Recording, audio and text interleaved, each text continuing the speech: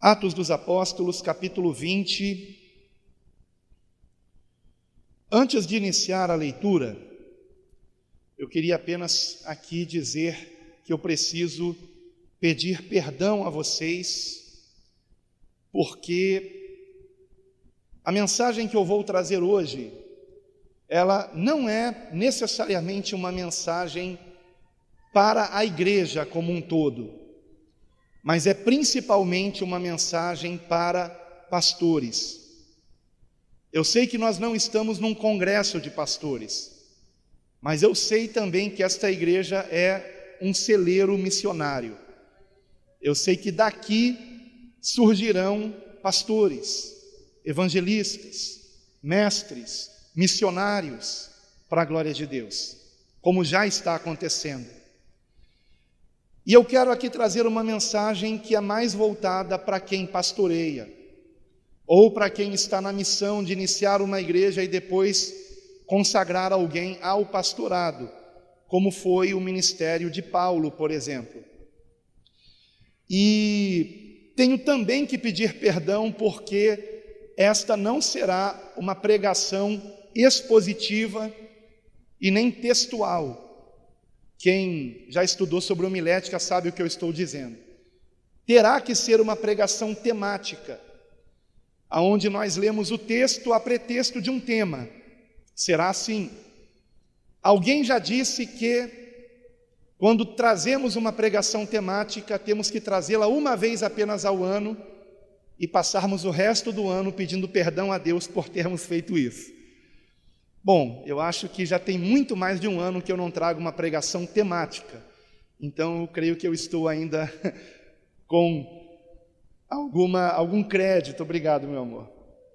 Esse meu amor é minha esposa, tá? Para quem não está vendo. Então, vamos a Atos capítulo 20, do versículo 25 ao 27. Atos capítulo 20, do versículo 25 ao 27, que nos diz assim: E agora, eis que eu sei que todos vós, por quem passei pregando o reino de Deus, não vereis mais o meu rosto. Portanto, no dia de hoje, vos protesto que estou limpo do sangue de todos vós, porque nunca vos deixei de anunciar todo o conselho de Deus. Somente até aqui. Os irmãos podem sentar-se, por favor. Meus queridos irmãos, atribui-se a um poeta argentino chamado Jorge Luiz Borges, poeta muito famoso, creio que é o mais conhecido na Argentina, um texto que circula pela internet já há bastante tempo, que na verdade não é dele, me parece que é de outra pessoa chamada Dom Herald, e o nome desse texto, que é um poema, seria Instantes, mas esse poema ficou conhecido como Se Eu Pudesse Viver Novamente, porque ao longo do poema essa frase se repete. O poema começa com essa frase: se eu pudesse viver novamente. E então ele vem dizendo várias coisas que ele faria se ele pudesse viver novamente. Uma delas, por exemplo, eu contemplaria mais entardeceres. Coisa linda que é ver o pôr do sol, não é? Amo ver o pôr do sol. E uma das coisas citadas nesse poema é isto: se eu pudesse viver novamente, eu contemplaria mais entardeceres. E traz uma longa relação de coisas que esta pessoa que escreveu o poema faria se pudesse viver novamente. E o poema termina de uma forma muito chocante com a seguinte frase: mas já tenho 85 anos e sei que já estou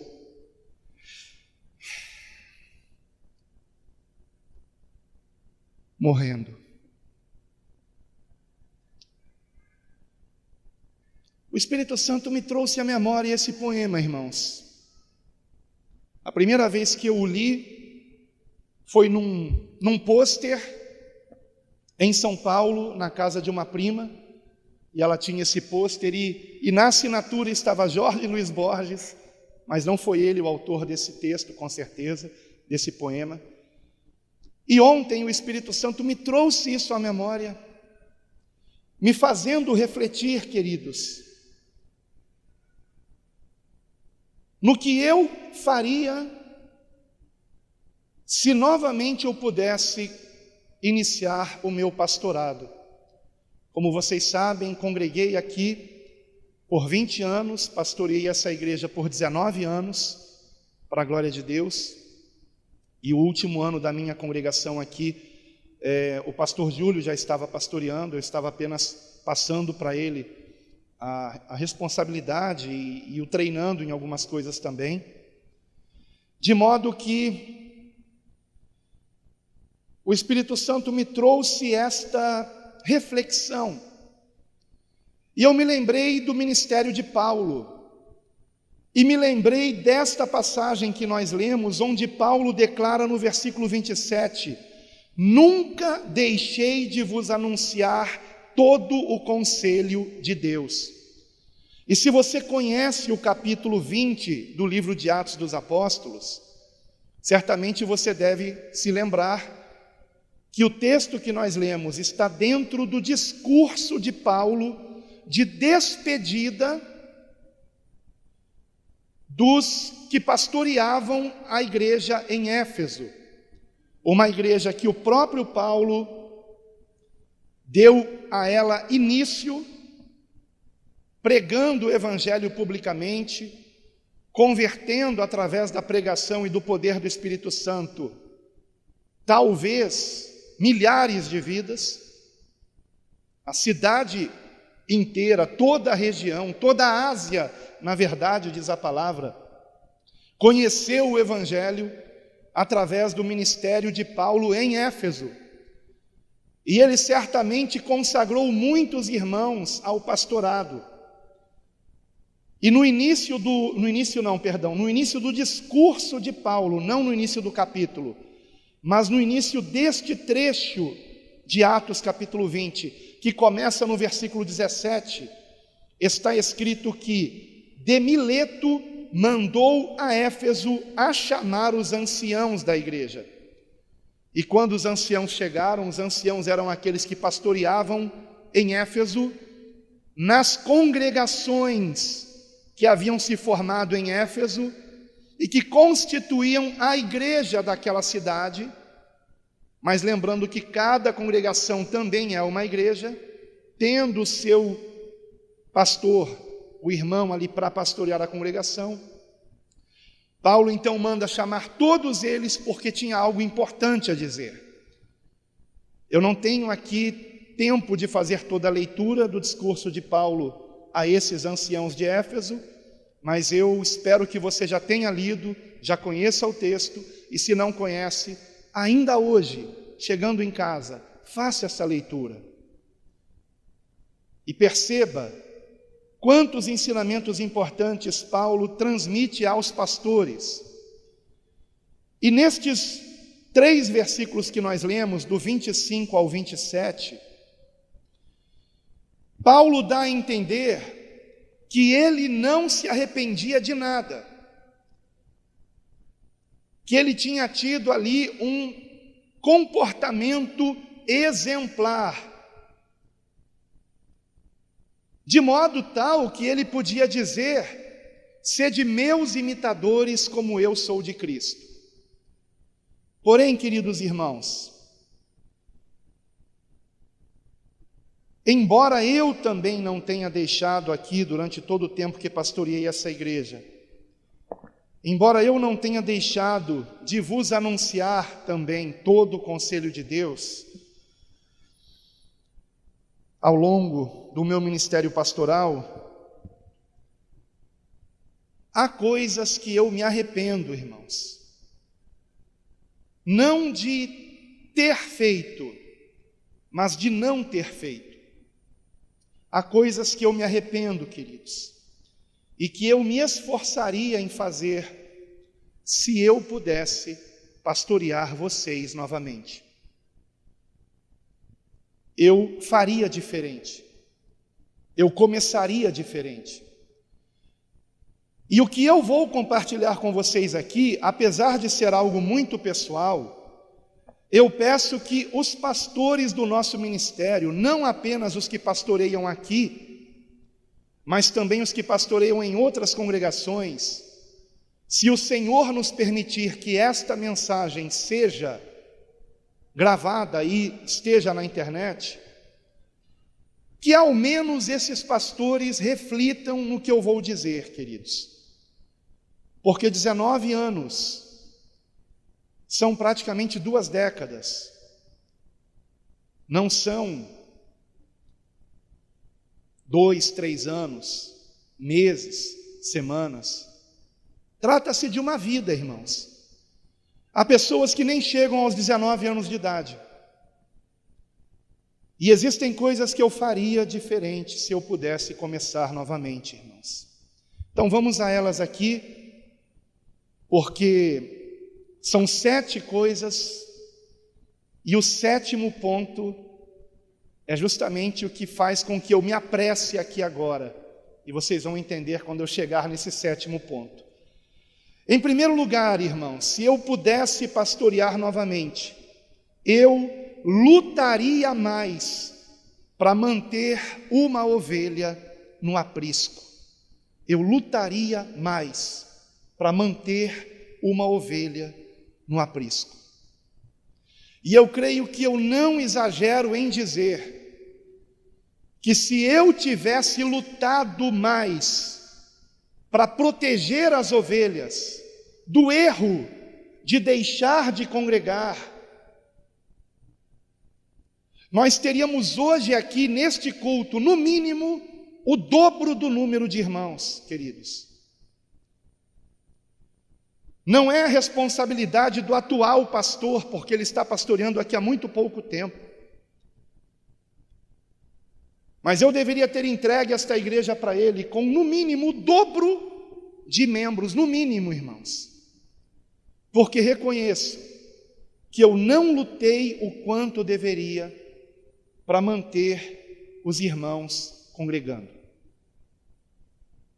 Provavelmente a raiz disso era o orgulho. Alguém vinha para mim e dizia: pastor, eu queria pedir a tua bênção para ir para outra igreja. Ah, é? Vai com Deus, Deus te abençoe, eu te abençoo, pode ir. Não é isso que se espera de um pastor. Eu não deveria ter agido assim, irmãos. E ninguém deve agir assim, irmãos. Ninguém deve agir assim. Não estou dizendo a respeito daqueles que rejeitam a palavra de Deus. Certa vez, já aconteceu 2 vezes ao longo de 19 anos, eu pregando, alguém se levantou no meio da pregação zangado com a palavra de Deus, não era comigo, era com a palavra, zangado, e foi embora, e eu quis ir atrás, depois que terminou o culto, mas o Espírito Santo disse para mim: não vá atrás, porque não foi você que ele rejeitou, foi a minha palavra. Como Jesus também não foi atrás daqueles que em João capítulo 6, versículo 66, viraram as costas para ele, porque consideraram que era muito duro o discurso que ele pregava.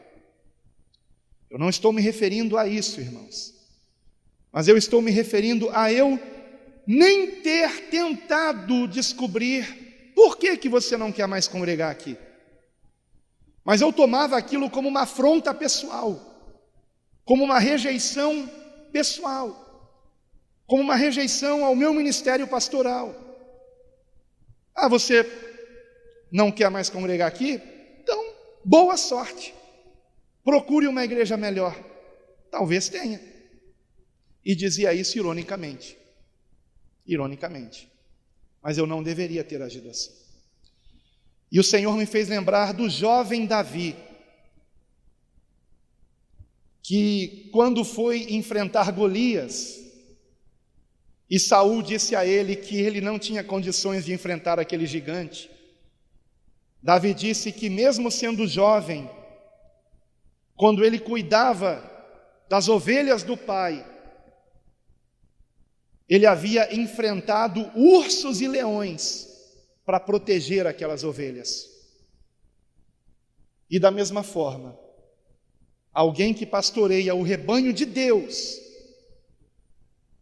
tem que ir até as últimas consequências para tentar manter uma ovelha no aprisco, irmãos, porque lá fora é morte certa. E principalmente do jeito que estão muitas empresas que se dizem igrejas hoje em dia. Em segundo lugar, se eu pudesse pastorear novamente, eu teria incentivado com mais vigor, mais fortemente, o nosso momento devocional com Deus diário. Eu falaria disso em todo culto. Eu perguntaria em todo culto: vocês estão lendo o plano de leitura da Bíblia em um ano? E eu glorifico a Deus porque hoje nós temos aqui a presença da nossa irmã Ana, que foi quem me incentivou a novamente incentivarmos a igreja a ler a Bíblia toda em um ano. Lembra disso, Ana? E foi a partir daquele ano que não paramos mais, para a glória de Deus. Deus não usa apenas quem tem algum cargo na igreja, irmãos.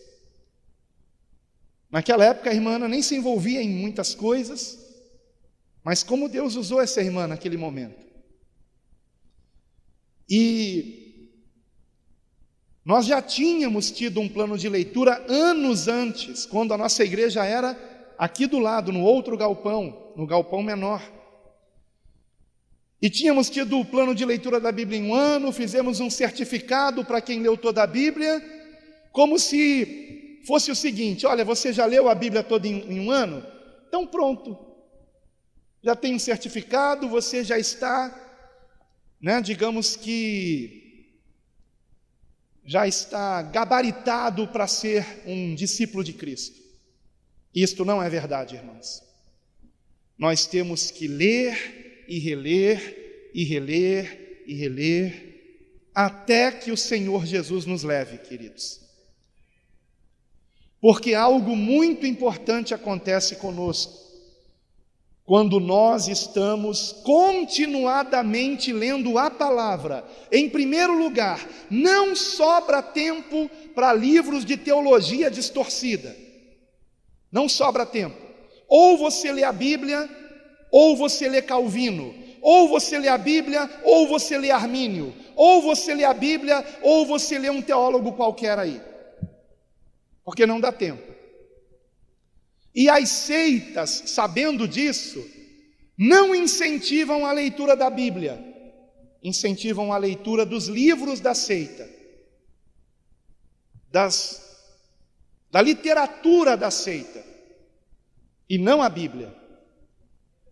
Mas nós aqui queremos fazer jus à nossa proposta de sermos uma igreja bíblica, irmãos, e incentivarmos os irmãos a lerem a Bíblia 2 vezes por ano o Novo Testamento e 1 vez por ano o Antigo Testamento, e isto ano após ano.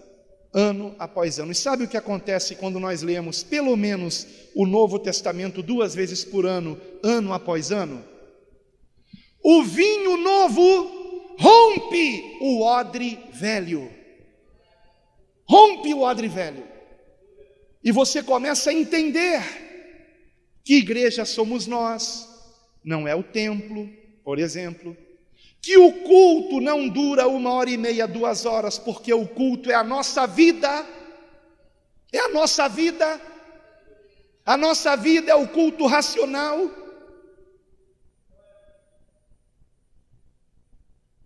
Eu não tenho que dar glória a Deus apenas enquanto eu estou aqui. A minha vida tem que glorificar o Senhor. Em tudo, até no comer e beber, como disse Paulo. Em tudo. Então, o vinho novo rompe o odre velho. Nós entendemos que não precisamos de um sacerdote para ser mediador entre nós e Jesus, porque em Cristo todos nós somos sacerdotes, irmãos, porque todos nós temos livre acesso a Deus, e não apenas como o eterno e grandioso, mas como o nosso Pai, o nosso Paizinho. Abba, em aramaico, significa Paizinho. E Jesus nos ensinou a orar, chamando a Deus de Paizinho. Que intimidade o nosso Deus quer conosco, amados. A mesma intimidade que um pai quer ter com seu filho. E esse vinho novo está aqui, irmãos, especialmente no Novo Testamento. Não estou desprezando o Antigo, fique bem claro isso.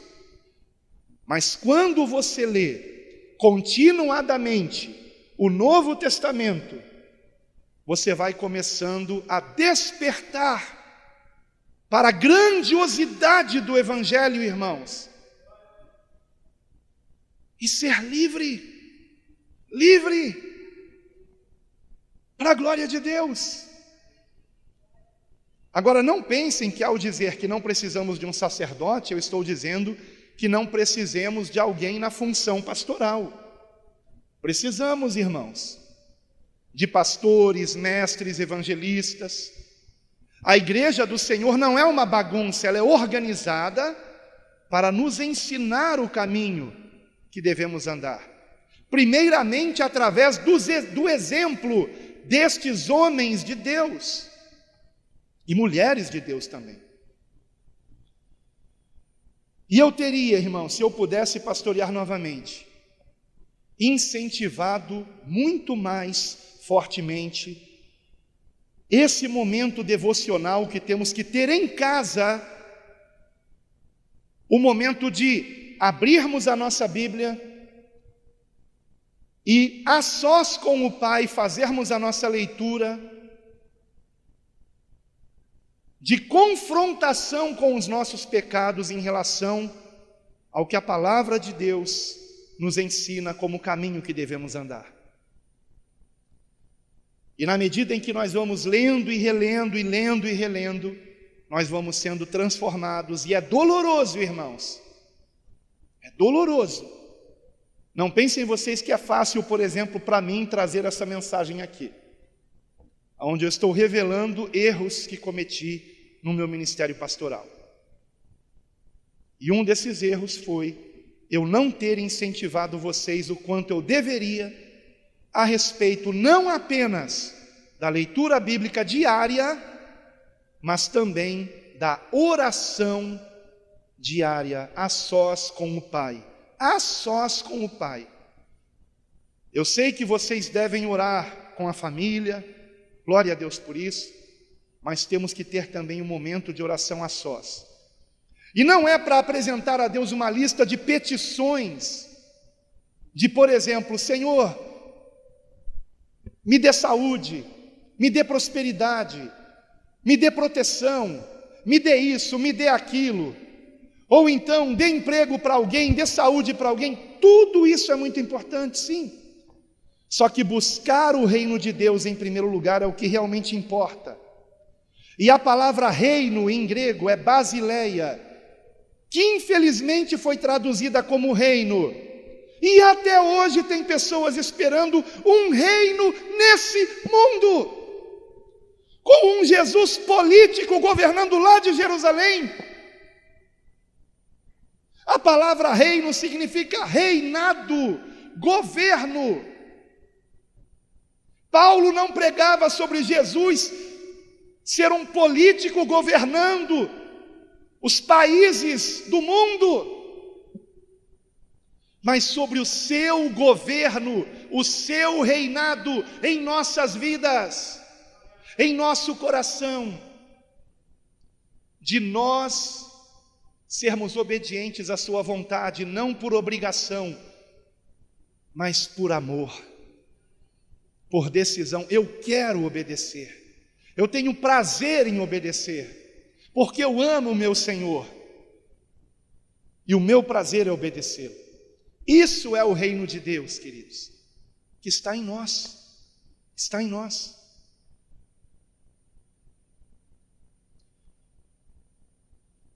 E eu teria, irmãos, incentivado mais que nós estivéssemos dando mais prioridade para esses momentos de meditação na palavra e de oração, pedindo o quê? Que o Senhor nos governe. Se você tem tempo de fazer uma oração apenas e curta, você está começando o dia, acordou atrasado, tem que sair às pressas para não chegar atrasado no trabalho, e você só tem tempo de fazer uma oração curtinha, o que você diria a Deus? Eu vou dizer o que eu digo a Deus quando isso acontece comigo. Eu só digo uma coisa: Senhor, que o Teu Espírito Santo me governe. Amém. Porque é tudo o que precisamos, irmãos. E por isso que em Lucas está escrito que o Pai dará o Espírito Santo aos que lhe pedirem. É promessa dele, promessa do próprio Senhor Jesus, que nos disse que o Pai dará o Espírito Santo. Então se pudesse pastorear novamente, irmãos, eu teria incentivado mais fortemente vocês a terem esses momentos a sós e cobraria a vocês. Cobraria. Irmãos, vocês estão tendo esse momento todos os dias? Vocês estão em dia com a leitura bíblica? Isso mesmo, dever de casa, disciplina, irmãos. Isso é discipulado, irmãos. Isso é cuidado pastoral, queridos. E não apenas eu estar aqui pregando a palavra, e supondo que vocês estão lendo a Bíblia, supondo que vocês estão orando diariamente, se o pastor não cobrar, não ficar em cima, a maioria não vai ter esse momento com Deus. Então eu insistiria nisso. E apesar de eu ter dito que essa mensagem é uma mensagem mais para pastores, então, claro, primeiramente os pastores estão aprendendo não só a importância de cobrar isso, de ensinar isso sempre, mas também eles dando o exemplo disso, mas serve para todos nós, irmãos, todos nós. Então, que nós estejamos fazendo a nossa parte. Em terceiro lugar, se eu pudesse pastorear novamente, eu teria promovido mais batismos em rios, por mais que seja perigoso. Sinto muita saudade dos batismos que a gente realizava em rios, lembra, meu amor? Muita saudade. E eu me lembro do dia em que eu decidi não mais levar a igreja para um batismo em rio. Foi quando certa vez eu cancelei um batismo, porque a previsão do tempo era chuva, chuva, chuva. E eu cancelei aquele batismo, e naquele dia não choveu. E aquilo me doeu no coração. Me doeu no coração, porque eu cancelei aquele batismo, transferindo para outra data, e eu não precisava ter feito isso. E então eu pensei, para nunca mais eu passar por isso, nós vamos agora fazer batismos numa casa que tenha piscina, ou vamos colocar a piscina dentro da igreja, piscina montável, e vamos fazer o batismo no local de culto, onde nos reunimos aos domingos. Mas, irmãos, espiritualmente falando é a mesma coisa. É a mesma coisa. Espiritualmente falando é a mesma coisa. Não é o local onde a pessoa é batizada que faz com que ela seja mais convertida a Cristo. Eu conheço pessoas que foram batizadas em rio e que se desviaram.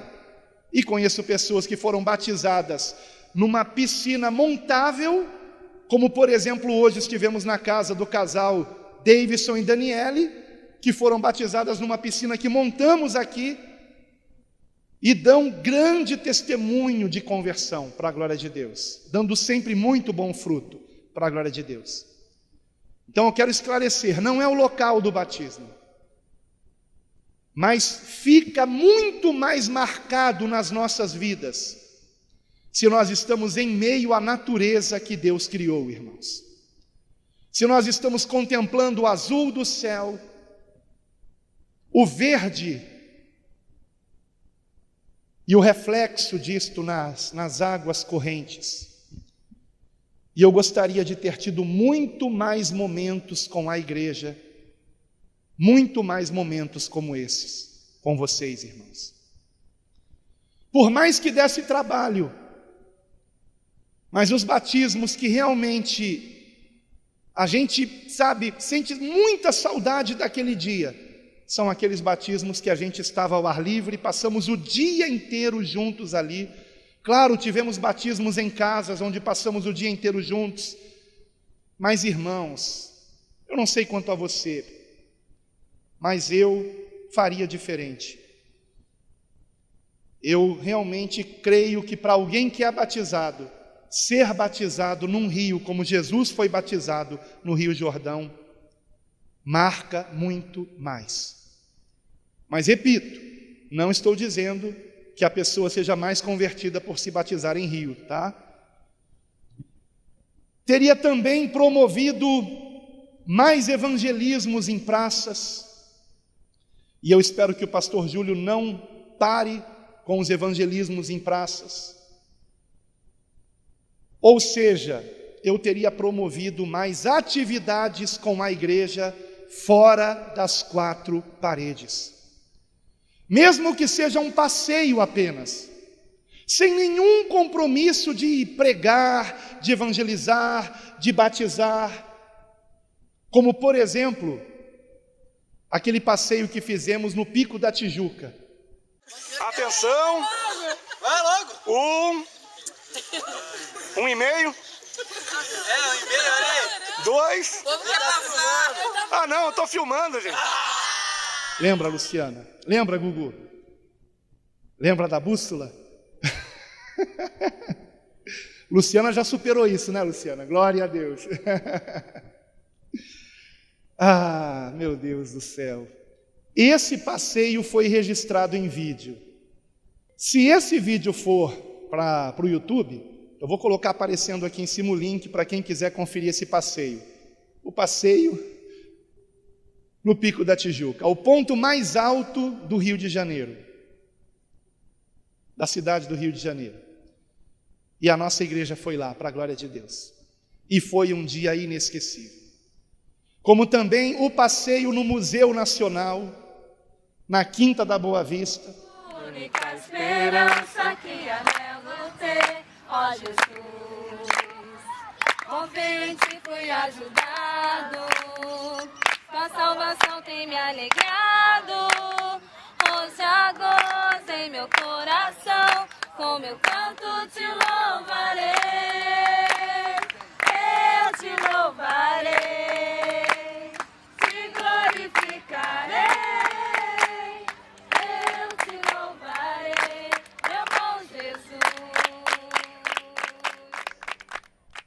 E glória a Deus que nós fomos naquele museu antes que ele pegasse fogo, né? Eu já tinha ido várias vezes, desde criança. De criança não, de adolescente. Mas foi algo inesquecível também, inesquecível. E eu me arrependo de não termos feito mais passeios assim. E eu creio que qualquer pastor, depois de mais de uma década, pelo menos, talvez 2, como é o meu caso, pastoreando, também, olhando para trás, vai se arrepender de não ter feito mais batismos em rio, de não ter feito mais evangelismos com a igreja na praça, com louvores na praça. E o pior é que quando for proibido, aí a igreja vai querer fazer, aí vai ser tarde demais.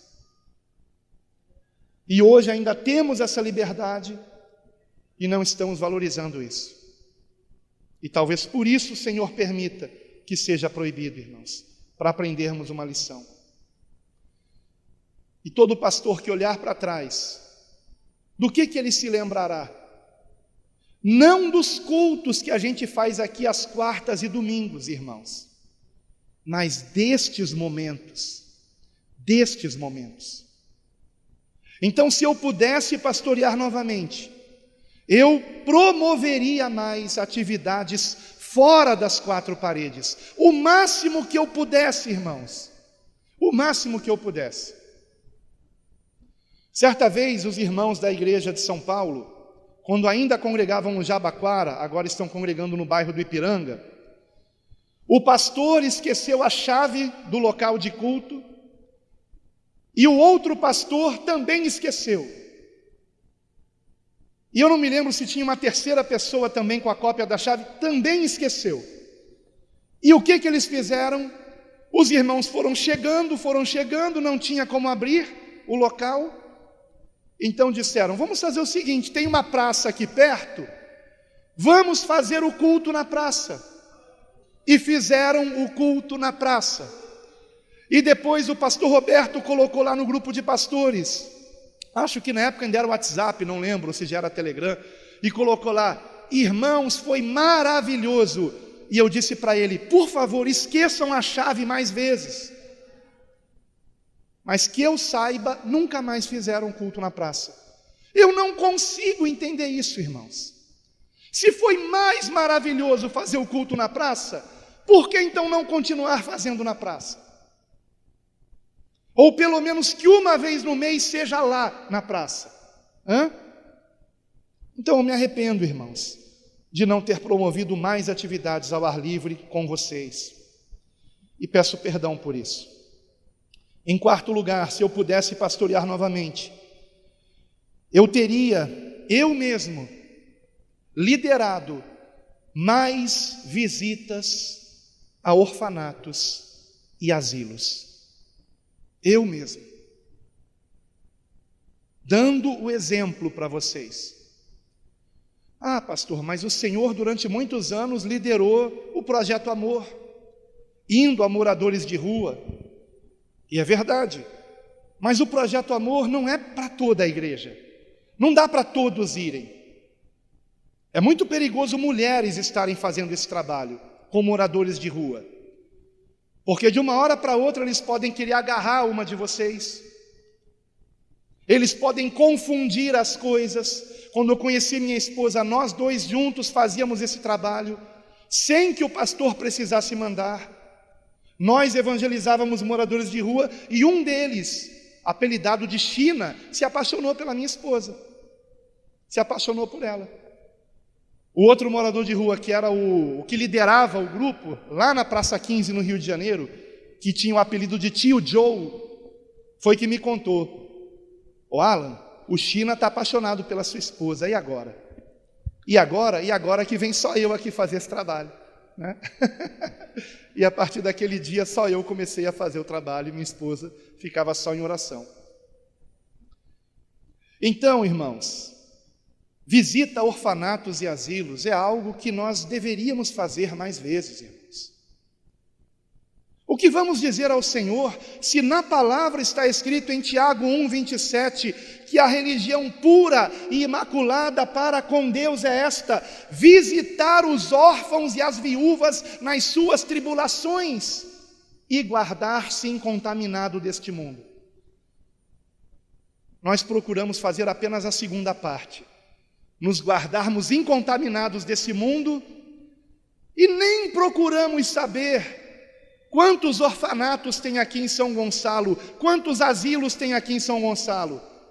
E às vezes, com a desculpa seguinte: os kardecistas já estão indo lá, os católicos já estão indo lá, eu sou salvo pela fé.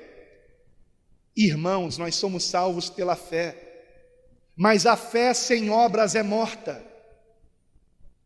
E a verdadeira religião se resume no que Paulo escreveu, que a fé opera pelo amor. O resultado da fé tem que ser o amor, e não é um amor apenas de boca, apenas de palavra. Vamos orar pelos órfãos, vamos orar pelas viúvas. Eu esqueci de incluir os hospitais também. Orfanatos, asilos, hospitais. Se eu pudesse pastorear novamente, eu daria o exemplo, irmãos, porque eu me arrependo. Eu me arrependo de não ter me dedicado a isso. Me arrependo. O projeto Amor com Moradores de Rua, ao longo dos anos, eu fui percebendo que, olha, irmãos, é muito difícil. Aqueles que estão conosco há muitos anos sabem que a gente tirou da rua algumas pessoas, demos casa para essas pessoas morarem e elas não valorizaram. E a gota d'água para mim foi quando uma dessas pessoas que a gente tirou da rua disse para mim e para minha esposa, quando eu falei para ela: mas por que você está chegando em casa de madrugada se você sabe que não pode chegar de madrugada em casa? Por que você está fazendo isso? E a resposta foi: ah, pastor, porque eu amo a rua. Eu amo a rua. Então, mais difícil que tirar alguém da rua é tirar a rua dessa pessoa. E eu percebi que eu estava querendo fazer algo que eles não querem. Então, quando houve novamente o projeto Amor aqui na igreja, eu disse o seguinte: não digam para eles saírem da rua. Se eles querem morar na rua, não é pecado morar na rua.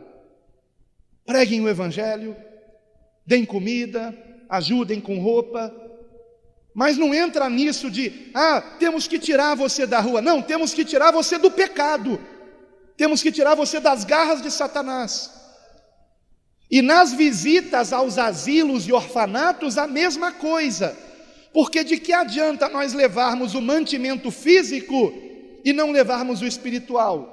Quando a palavra nos ensina que nem só de pão viverá o homem, mas de toda a palavra de Deus.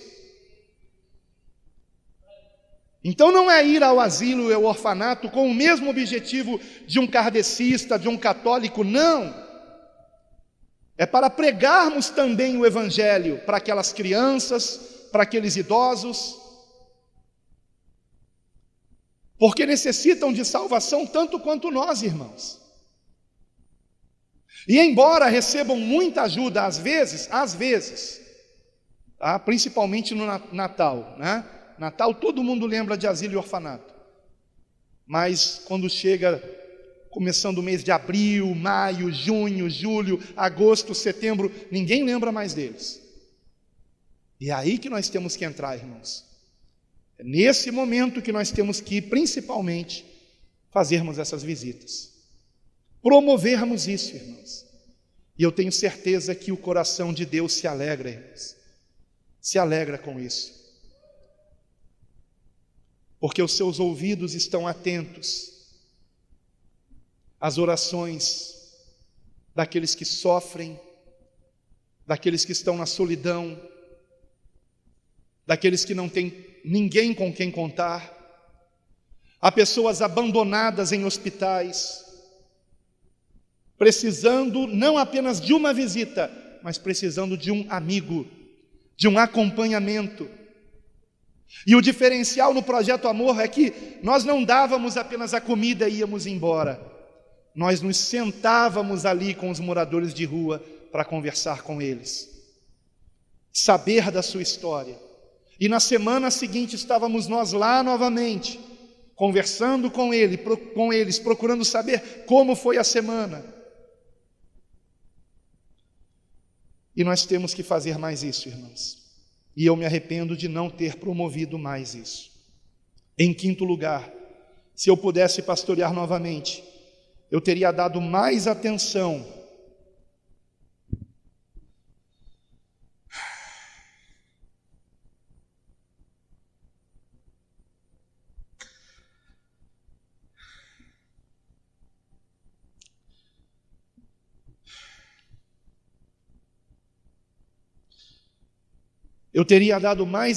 aos meus filhos e realizado mais cultos domésticos.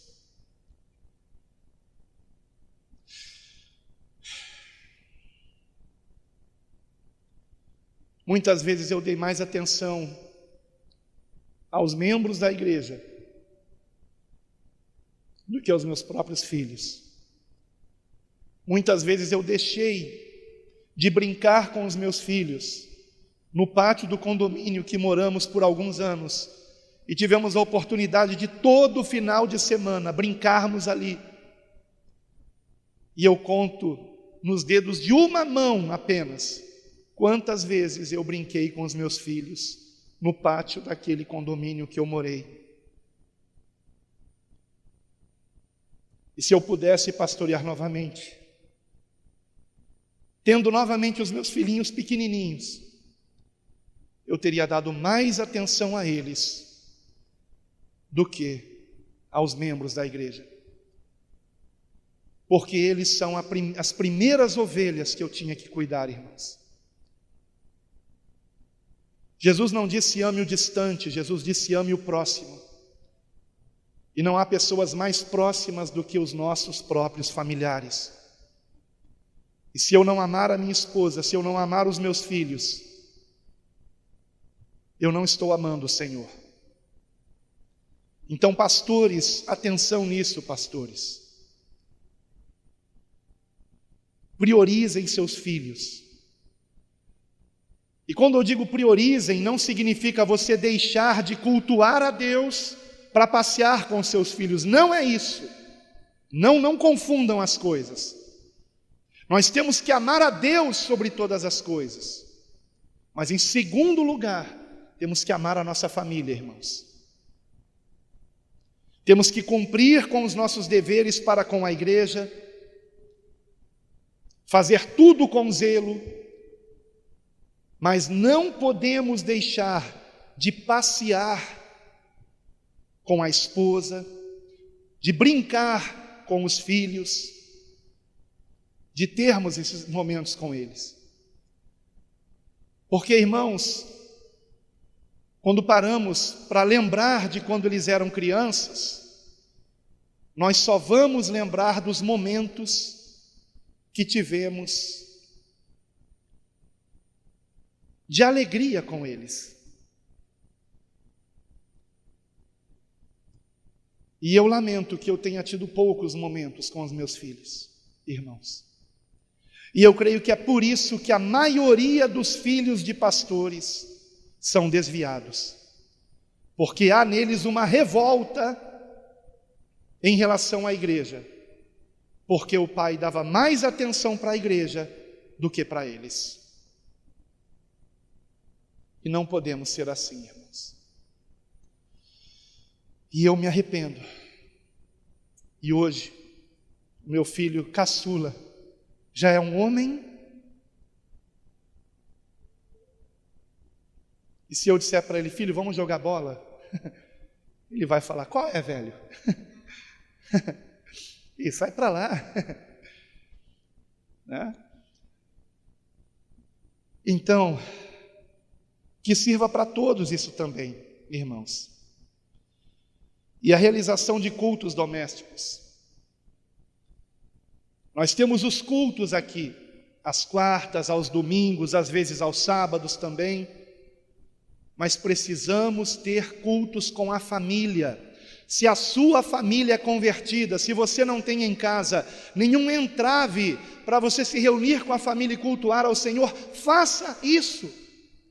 Acostume a sua família a orar com você, a ler a Bíblia com você, a cantar a Deus com você. E não apenas aqui, irmãos. Porque esses momentos não são um produto que precisa de uma placa escrito igreja evangélica para acontecer.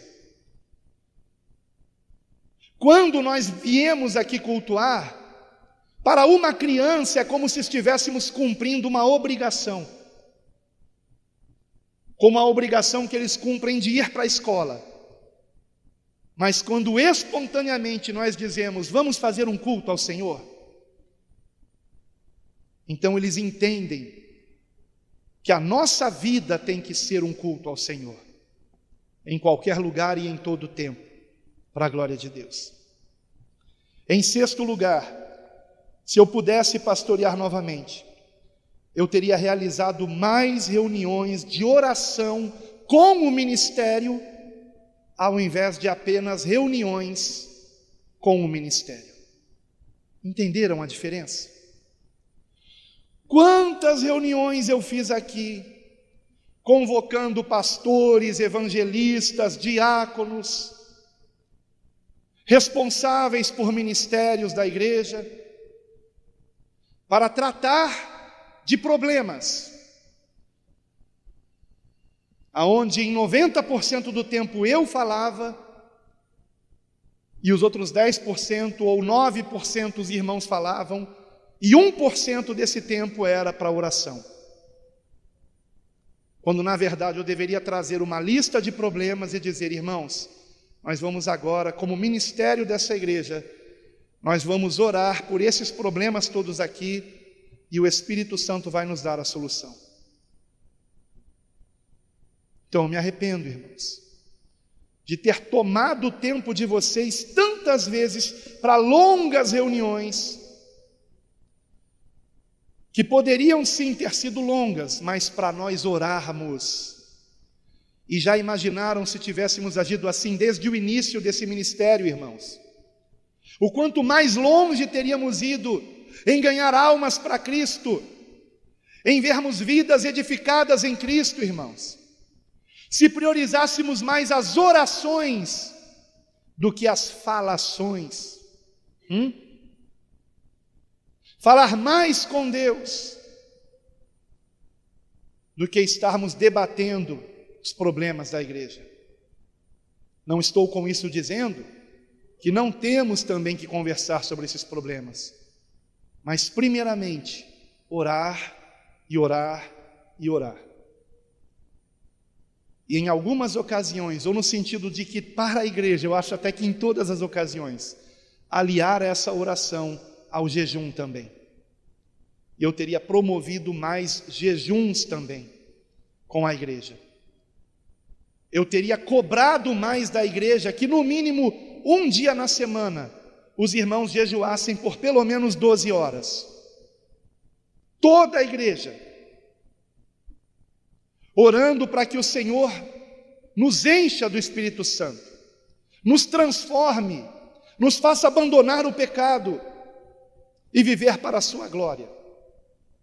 E eu me arrependo de não ter feito isto muitíssimas mais vezes do que as pouquíssimas que eu fiz, irmãos. Estou falando de mim, tá, irmãos? E talvez o que eu esteja falando de mim ajude os demais pastores do nosso ministério a não cometerem os erros que eu cometi. Agora, pode ser também que alguns pastores não concordem que eu tenha errado nesses pontos, mas estou abrindo o meu coração, irmãos. E em 7º lugar, eu me esforçaria mais para pregar com menos agressividade, porque reconheço que por causa do meu temperamento sanguíneo, por muitas vezes eu gritei pregando, esbravejei pregando. Rosa às vezes dizia para mim: meu amor, você tem que ver a sua cara quando você está zangado no púlpito. E eu digo para ela: é por isso que eu não assisto as minhas pregações. Eu nem quero ver. Nem quero ver. E eu me arrependo disso, irmãos. Certa vez um irmão me deu um conselho com uma ilustração.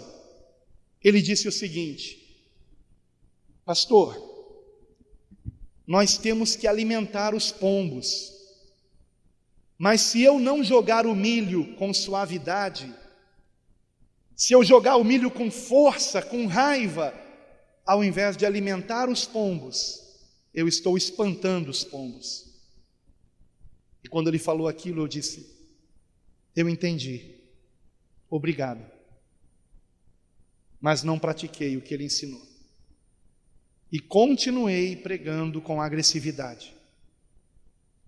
Irmãos, se a palavra de Deus declara que nós temos que eliminar da nossa vida toda gritaria, eu penso que muito mais nós temos que eliminar isso do púlpito. Muito mais do púlpito. E eu me arrependo, irmãos, não do que eu preguei, porque, como disse Paulo, nunca deixei de vos anunciar todo o conselho de Deus. Mas eu não acredito que Paulo ensinasse essas coisas de Deus, gritando, esbravejando. Não creio que fosse assim. E o próprio Senhor Jesus, a respeito dele é dito que não se ouvia a sua voz gritando nas praças. Ele não gritava ao ensinar a palavra. O Sermão do Monte, inclusive, ele pregou sentado. Sentado. Em Mateus capítulo 5. Eu não consigo imaginar alguém sentado gritando ao ensinar alguma coisa. Então não sigam esse mau exemplo que eu dei. Porque esse mau exemplo que eu dei foi influência de um pastor que eu gostava muito antigamente, que até hoje ainda prega gritando, esbravejando, mas essa não é a vontade de Deus em Cristo Jesus. Tanto é que, infelizmente, hoje esse homem prega outro evangelho, fazendo as pessoas buscarem a Deus por interesse de coisas materiais. Antigamente não pregava outro evangelho, mas pregava gritando, esbravejando. E embora alguns achassem divertido esse jeito do pastor Alan, eu tenho certeza que o Espírito Santo não achava nada divertido. E eu creio que algumas pessoas devem ter deixado de congregar conosco por causa disso. Então, se eu pudesse pastorear novamente, eu tomaria o cuidado de não esbravejar, gritar, ficar zangado pregando, porque isso não é produtivo, irmãos, não é. E também eu me esforçaria para pregar em menos de 45 minutos. Em menos de 45 minutos. Como no início do meu ministério, que eu gravava as pregações em fita cassete, e as fitas cassete eram de 90 minutos, 45 minutos de cada lado. Há crianças aqui que não vão nem saber o que é uma fita cassete. Depois pergunte para o papai o que é uma fita cassete e que relação há entre uma fita cassete e uma caneta Bic, né? Isso aí, Salacel. Isso aí. E aquelas fitas cassete de 90 minutos, para que eu pudesse em cada lado da fita pregar uma pregação, eu me esforçava por pregar em 45 minutos. Mas aí depois que as gravações começaram a ser feitas diretamente no computador, de 40 minutos pulou para 55, 60, 1h10, 1h15, 1h20, 1h30, 1h45 minutos. Ontem, por exemplo, em Guaba Grande, houve mais ou menos ali umas apostas antes do culto começar. Quando me chamaram para pregar, disseram: hoje nós vamos embora daqui meia-noite. Pastor Alan não vai pregar menos de 1 hora. Pois eu digo que vai ser 1h15. Aí teve alguém que disse 1h30 no mínimo. E para a glória de Deus, foram 20 minutos. Porque eu sabia que outros pastores iam também trazer a palavra, como o pastor Júlio, por exemplo, como o pastor Marconi. Claro que ele cantou, né, irmãos? Mas foi uma bênção, amados, graças a Deus. Então, queridos, se eu pudesse pastorear novamente, eu não cometeria esses erros. Eu me esforçaria, repito, em lutar para que as ovelhas não abandonassem o aprisco.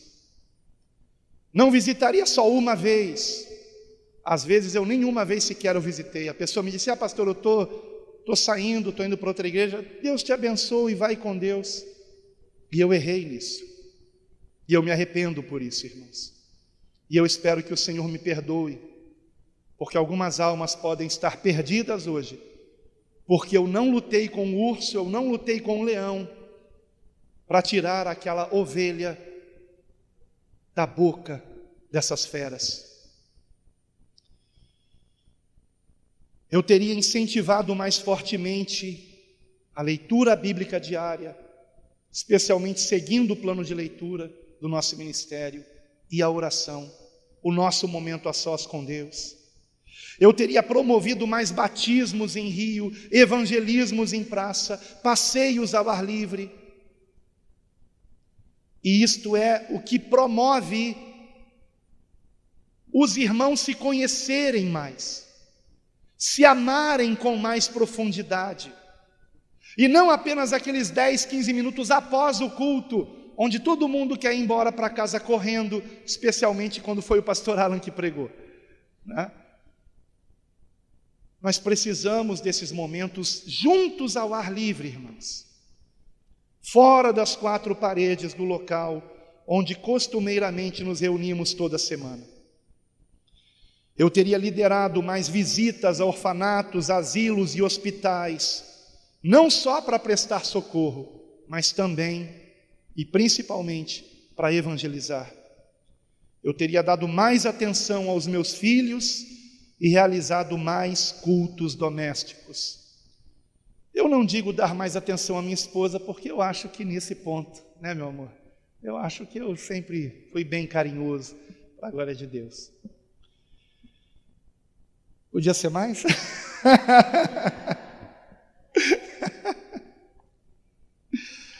Eu teria realizado mais reuniões de oração com o ministério, ao invés de apenas reuniões com o ministério. E para ser bem sincero, eu não me lembro de nenhuma vez que eu tenha agendado uma reunião com o ministério apenas para nós orarmos. Você lembra, meu amor?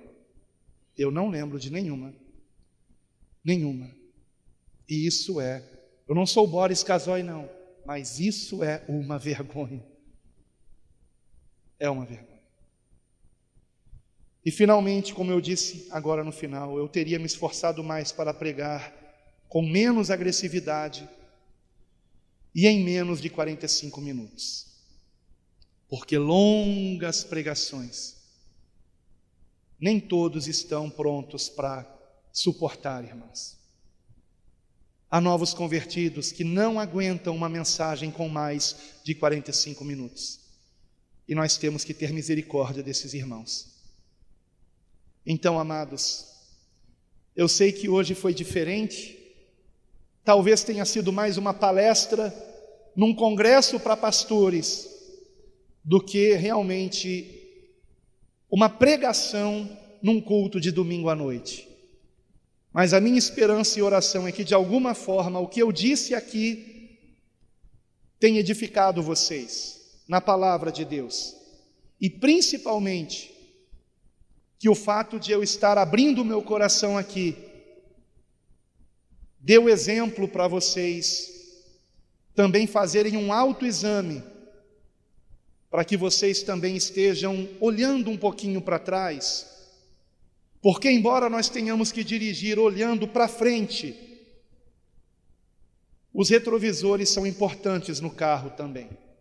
E de vez em quando nós temos que olhar para trás, mesmo quando não estamos dando marcha ré, temos que olhar para trás e aprendermos com os pontos da estrada pelos quais já passamos.